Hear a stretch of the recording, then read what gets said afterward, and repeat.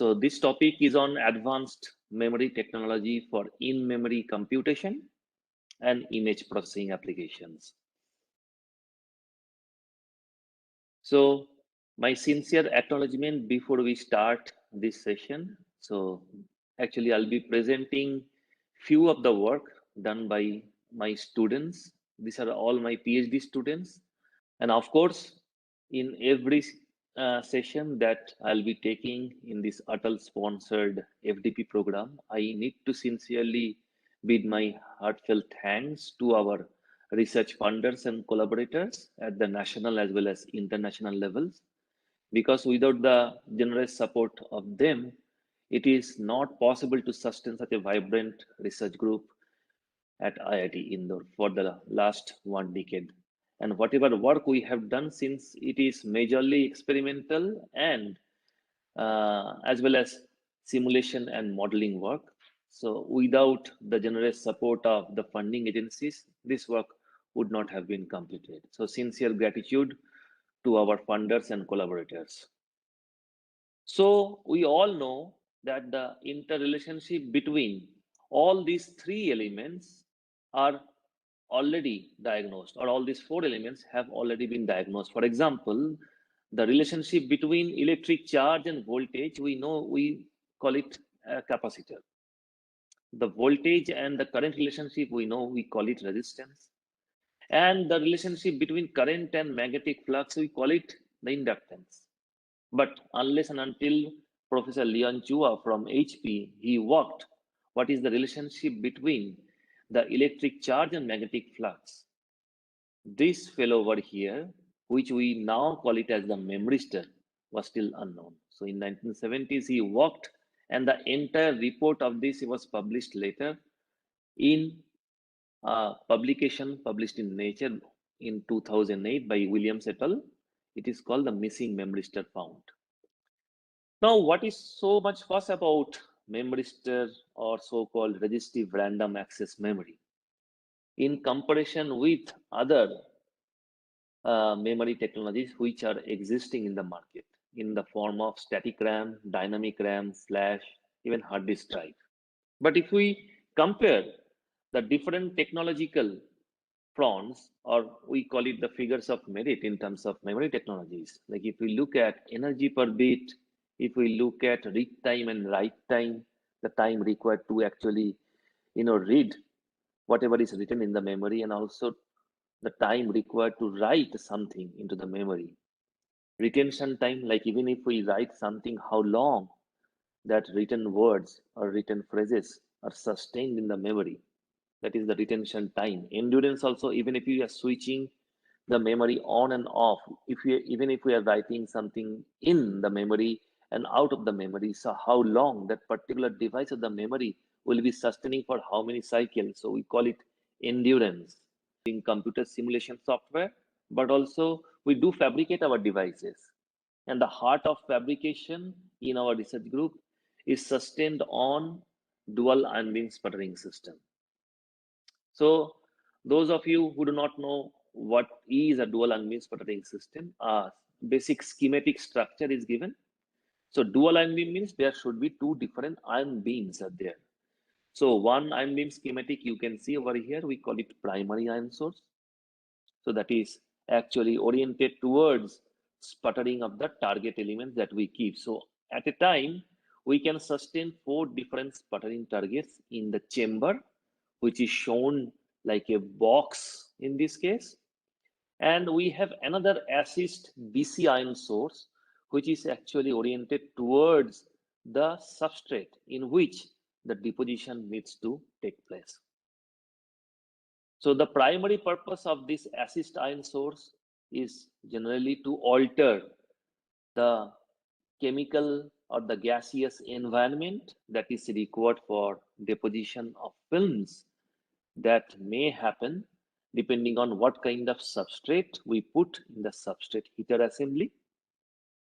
And the second purpose, assist ion source, they do actually remove the dangling bonds and improve the uniformity of film depositions when actual deposition happens at the substrate.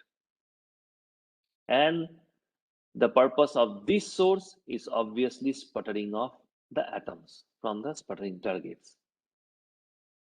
So if we compare the growth systems that we have discussed on day one in our lecture session 1, that we have also talked about, epitaxial system like molecular beam epitaxy or maybe metal organic chemical vapor deposition. So if we remove the extremely expensive epitaxial growth techniques, the next growth technique which gives you the supreme and the highest quality of material growth is this fellow, dual ion sputtering system.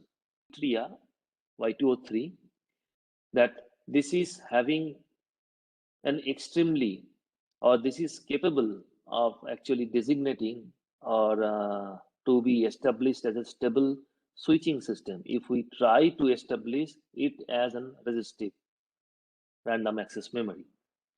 Because one of our intention, since as I have mentioned that it has to be compatible with silicon CMOS, so we could find out that it has extremely low lattice mismatch with silicon. So that's why even if we try to establish Yttria directly on top of silicon, it actually gives you with good growth quality of the system.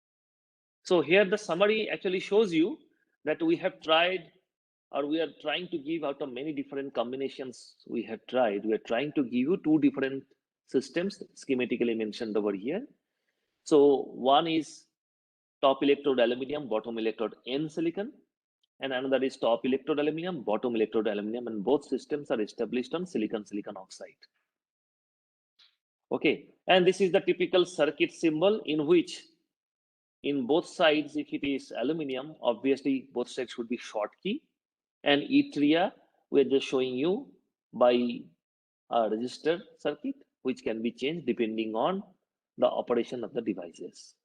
And the case in which we are just having Yttria and N type of silicon, so there actually it behaves at one side as the Schottky and another side as the ohmic. So we'll be seeing the more of this behavior later when we'll be actually studying this. And all these performance parameters also in detail also we'll be seeing slowly and surely in the slides which are going to come now.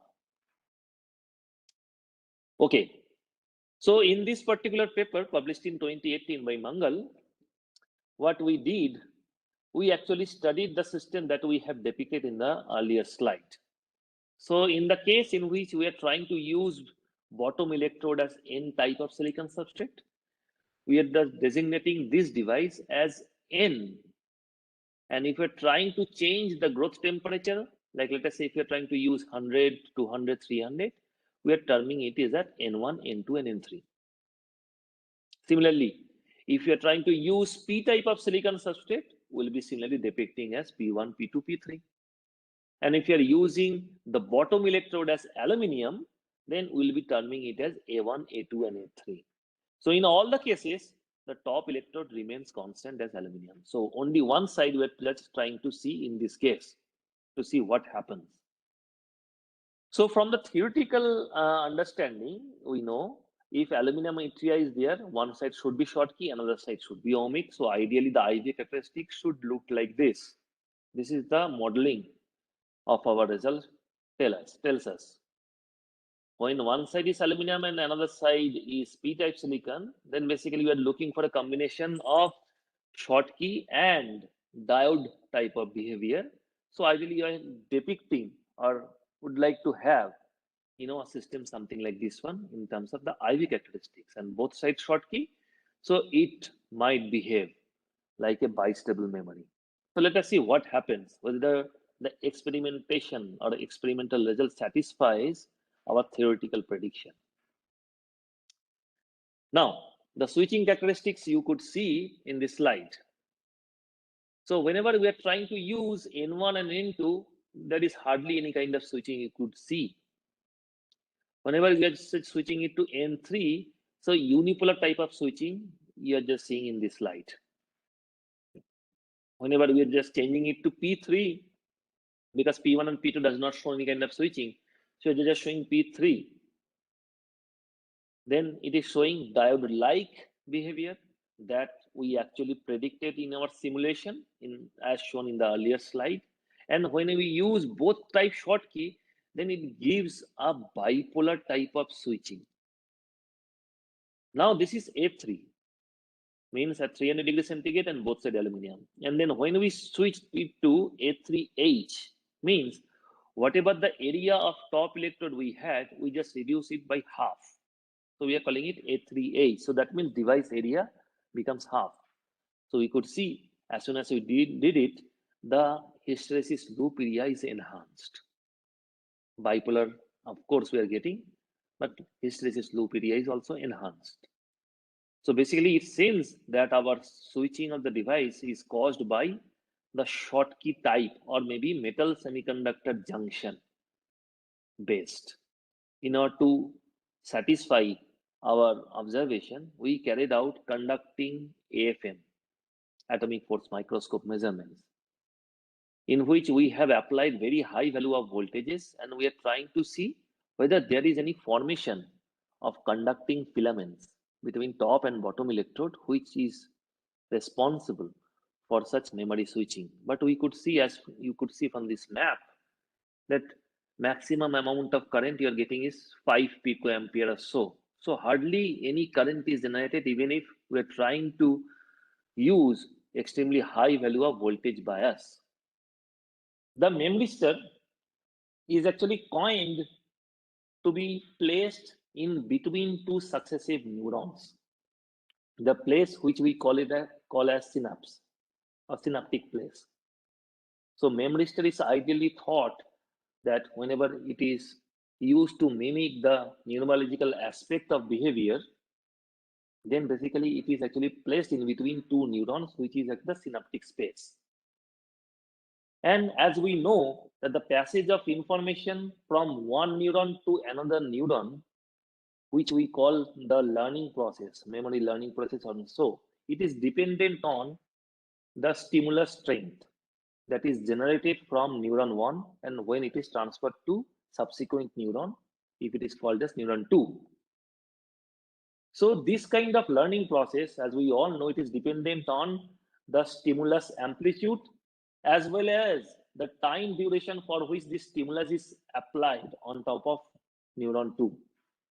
The similar or the replication of this kind of phenomena is also observed in the Memristor system, and also we have established and demonstrated the similar system in our synaptic or Memristor based synapse, by which we could see that the device conductivity, in this case, which is actually replicated in terms of the memory learning process, is actually changed with respect to the duration and the sequence of the applying programming input voltage. So one popular scheme is called synaptic plasticity, which is actually one of the important foundations of learning and memory, as memory are characterized by enormously interconnected networks of synapses in the brain. So by the measurement and actually calculation of the synaptic plasticity, one can work on how well the learning process and the forgetting process and the retention process in the memory. So with the tenure of retaining of the data or with the tenure of the measurement of the synaptic plasticity, it is classified into two different schemes. One is the short-term synaptic plasticity, STP, and another is the long-term synaptic plasticity, depending on whether the data is retained for a particular period of time, and the time is classified dependent on different kinds of memory systems one can manufacture.